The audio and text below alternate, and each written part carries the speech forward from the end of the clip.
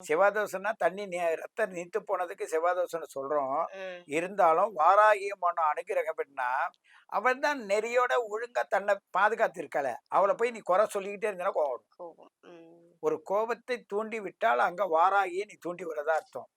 அத்தனை தெய்வங்களும் ஆதிபராசக்தி இந்த சிவசக்தியோட நம்மளோட உடம்புக்குள்ள அன்பாவும், அறிவாகவும், தெளிவாகவும் இருக்கிறாங்க. ம். இதெல்லாம் செஞ்சது ஆதிபராசக்தி, ஆதிசக்தி.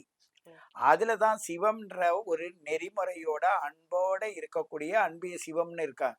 ம். சக்திங்கிறது இடது பக்கத்துல இருந்து கொண்டு இந்த சிவத்த ஆளுகின்ற தன்மையில 2 பேரும் சேர்ந்து ஆதிசக்தியும், ஆதிசிவனும் சேர்ந்து அர்த்தநாரீஸ்வரரா மாறுறாங்க.